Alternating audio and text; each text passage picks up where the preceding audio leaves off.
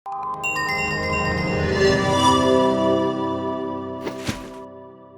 engagement fans, welcome back to the Engagement Studio. I'm Libby Duong. I'm here with Megan Maslanka, a member of our Insights team here at Quantum Workplace. We're going to talk about one of the most common workplace challenges, career growth and development for employees. Thanks for joining me today, Megan. Awesome. Thanks for having me. I'm excited to talk about this. Same here. Every year in our Employee Engagement Trends report, career growth and development shows up as one of the top challenges for organizations, no matter size, industry, or location. Yeah, definitely. And it's not for lack of trying. I think that's probably what's most frustrating to organizations is they put a ton of effort into individual development plans and lots of sessions around that, new career training programs, and yet every organization, regardless of who they are, what they do, they usually struggle with this topic. Right, exactly. So what can organizations do to overcome this challenge? Yeah, great question. A lot of times we're missing the most critical part, which is the role of the manager plays in career growth and development.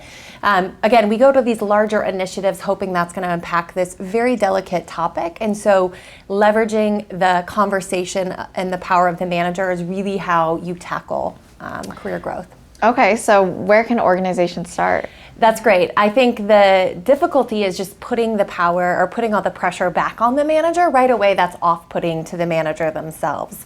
But to start, an organization really needs to establish what their career philosophy is. We work with a lot of clients that when they score low on this in any type of feedback that we're gathering or managers are struggling with, how do I help have these career conversations? It's oftentimes because the organization doesn't understand their philosophy. Who owns the development? Is it the employee? Is it the manager? What types of development are valued? Ultimately, it's because there's confusion and it's not a clear philosophy of what that organization values for development. So it leaves everyone kind of struggling with that topic of career growth. And there's a lot of pressure around that.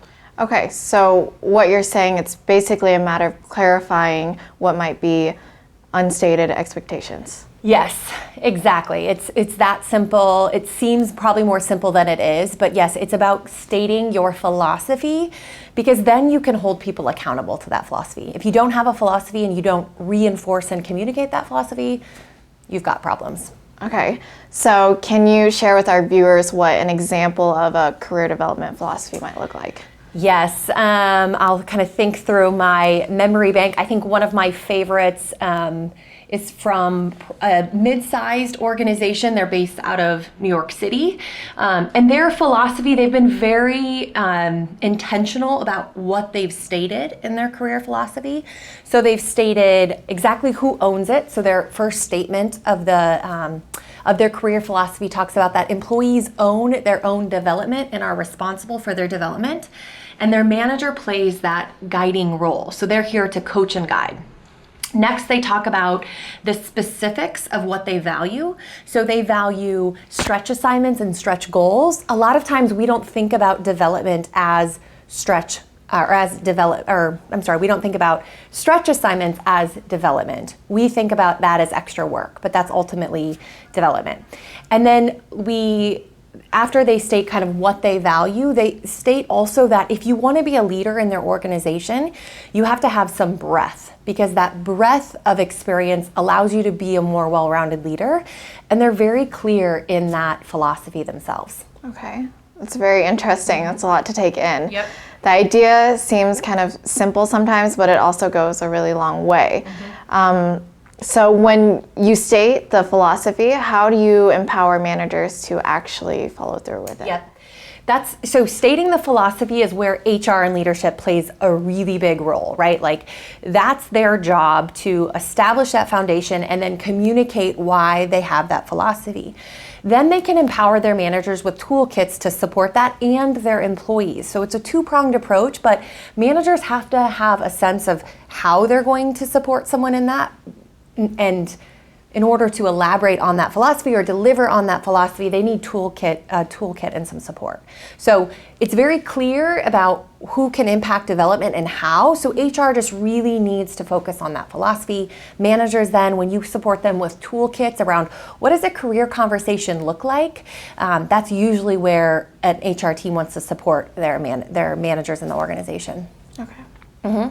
One other thing I will kind of share with you, once you think about empowering your managers, you're in that toolkit that you're going to want to provide. A lot of times there's kind of two main components that managers need to be responsible for. One, they need to establish their ambitions or understand the ambitions of their employees. Far too often, managers aren't clearly aware of what someone's ambitions are. So let's say, for example, Libby, I reported to you. You may not know what I really want to do with my career. You may, if you're a high achiever or what some people call a rock star, you may assume that that's what I want, but maybe I don't. Maybe I'm really good in my job and I really want to focus on things outside of life or outside of work in my life. And so for a manager, understanding ambitions or aspirations is foundation number one. Okay. Number two, once you understand someone's ambitions, you want to start to assess, and this is the role of the manager when you talk about guiding and supporting, it comes down to aligning their potential to their ambition. So if I have aspirations and an ambition to have your job one day, maybe you're the VP of client success, but I'm not performing in my job, I haven't gathered feedback from my peers, I haven't met any of my goals per the system that we have our conversations on.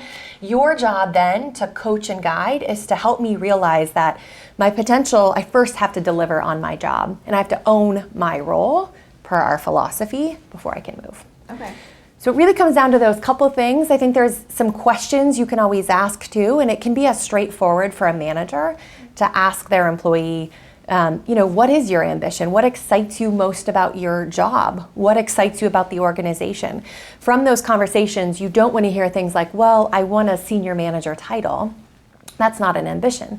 But if someone talks about, I really want to help solve problems and I enjoy working with the client, or our customers, that's a different type of ambition that you can solve. Okay. So I'm giving you a lot. You are giving me a lot, but from what I understand, it's about understanding what their ambitions are. So when you do set that and set development goals, how do you ensure that the growth is actually happening? Yeah, that's the probably the easier part for managers. Managers are so used to already having some rigor around goals, right? They have performance goals where managers are constantly checking in, making sure that we're progressing on the business. That's the same kind of conversation you want to have on careers. You want them to be able to collect feedback from their peers on how they're doing, some things around their strengths or what skill sets they may need to develop. And then you can hold them accountable to that. So if, again, I report into you and I have a stretch assignment that maybe pushes me personally, if I never own it or follow up on it, your job as a manager is just to kind of keep having that conversation with me that, hey, I've given you this opportunity, this stretch assignment, and you haven't yet executed on it. So fairly simple, but the big thing into how to enforce career growth is the rigor and just making it a part of your conversations, not this thing that you don't talk about until it's IDP time. Right. So accountability plays a huge part into Yep, it. And we all need to be accountable for our goals. So I see how that plays the same thing in development too. So do you have any last advice for anyone that's trying to tackle career growth? Yeah, good question. I would say ultimately you want to keep it pretty simple, right? Empower your managers with a toolkit that allows them to leverage things already in place to have those conversations. Make the questions super simple. Don't overcomplicate it. Don't create it into this extra thing. You want it to be a part of your continuous conversations throughout the year, whether it's reflective in performance or you're going to set aside special time. Make it really simple to really make a change in your organization. Love it. Thanks for sharing, Megan. Yeah. I'm excited to see managers and employees out there creating some clarity and career growth and hopefully make work better every day. Thanks for joining. Thanks.